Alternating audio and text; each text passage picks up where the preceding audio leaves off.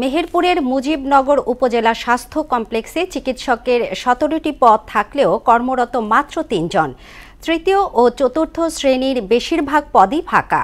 নামমাত্র জনবল দিয়ে উপজেলার ১.৫ লাখ মানুষের স্বাস্থ্যসেবা দিতে হিমশিম খাচ্ছে কর্তৃপক্ষ। তবে সেবার মান বাড়াতে চেষ্টার কমতি নেই কর্মকর্তাদের। ফারুক আহমেদের প্রতিবেদন, জানাচ্ছেন Sharmin Swarna.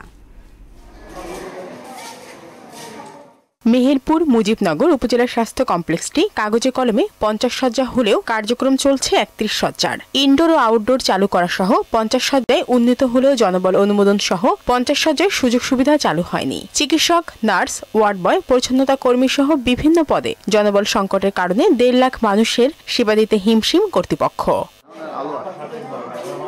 Surgery, consultant, anaesthesia চিকিৎসক ও সরঞ্জামের অভাবে সিজারিয়ান অপারেশন দীর্ঘদিন বন্ধ রয়েছে, যে কারণে রোগীরা কাঙ্ক্ষিত চিকিৎসা সেবা না পেয়ে বেসরকারি হাসপাতাল ও ক্লিনিকে যেতে বাধ্য হচ্ছেন। সব ধরনের জনবল এখানে কম আছে। মেল ওয়ার্ড, ফিমেল ডায়রিয়া মিলাই প্রায় আমাদের 100-150 হয়, কখনো তার একটু কমও হয়, তবে 80-90 এরকম আমাদের থাকেই। ও ডাক্তার জনবল কম আছে, এখানে মাত্র ডাক্তার আছে 3 জন এমবিএস। বর্তমানে জায়গায় ডাক্তার অনেক সংকট। এখানে মানুষ সুস্থ হবে কি করে? এখানে তো পরিবেশটা ভালোই না, খুব নোংরা জায়গা, বাথরুমে পানি টিও আছে, খুব সমস্যা। বিষয়টি স্বীকার করে সমস্যা সমাধানে ঊর্ধ্বতন কর্তৃপক্ষকে জানানো হবে বলে জানান এই কর্মকর্তা। মেডিকেল অফিসার এবং কনসালটেন্ট সহ 16 জন কর্মকর্তার পদ আছে এখানে। এখন আমাদের জনবল নিয়োগ, বিশেষ করে চিকিৎসক নিয়োগ এবং টেকনোলজিস্ট নিয়োগ, এই দুটোই আমাদের দরকার।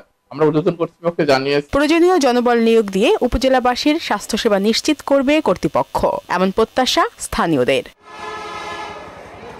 শারমিন স্বর্ণা, মোহনা সংবাদ।